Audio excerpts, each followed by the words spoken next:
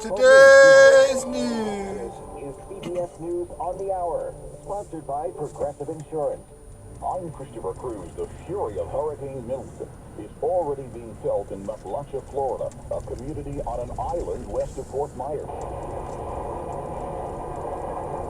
The outer bands of the storm are whipping up the surf on the island. We are bracing for major impacts from Hurricane Milton. Florida Governor Ron DeSantis. It is going to hit the western part of the state, most likely by tonight around 11, midnight, early morning on Thursday. Has actually picked up some speed, so just know that we are less than 24 hours out from a major impact. Actually, probably less than 12 hours out. Kim Bentley lives in Cape Coral. She fled south to Miami after she saw the long lines of traffic headed north. I was here for Ian, and I did not plan on staying for this.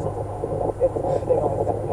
CBS's Manuel Bajorquez is in Central Florida, where some residents of the Gulf Coast have fled. Here in Orlando is a combination of residents who are hunkering down looking for gas in these very last hours before it hits, but also visitors who may become stranded, who maybe weren't able to get out, having to hunker down at hotels or shelters, and evacuees from the West Coast who are trying to get away from the storm surge are staying here. Many of them said they stayed there during Helene, but that was so bad, and this storm is anticipated to be even worse. They did not want to take their chances. President Biden thanked Floridians who've listened to local officials and evacuated, and said the federal government is going to provide massive resources to help the state recover from the storm. We have made available an unprecedented number of assets to deal with this crisis. We're going to continue to do so until the job is done. The president said Milton could be the storm of the century.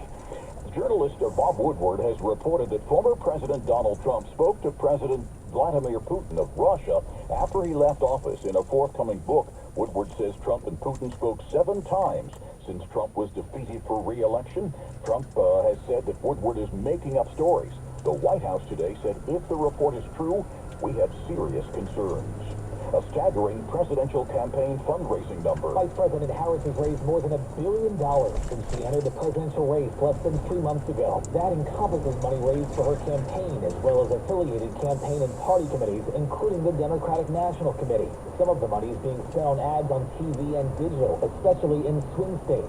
The $1 billion is more than Harris's GOP rival Donald Trump has announced raising in all of 2024. CBS's Matt Piper on Wall Street about an hour before the close. The Dow is up close to 1%. This is CBS News. Well, that's today's news. Today's news. I didn't hear any good news, did you? I didn't think so. I guess it's all about perspective. The glass is half full.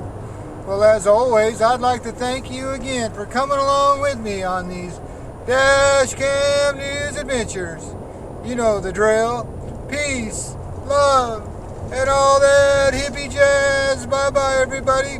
It's 70 degrees in Napa, California.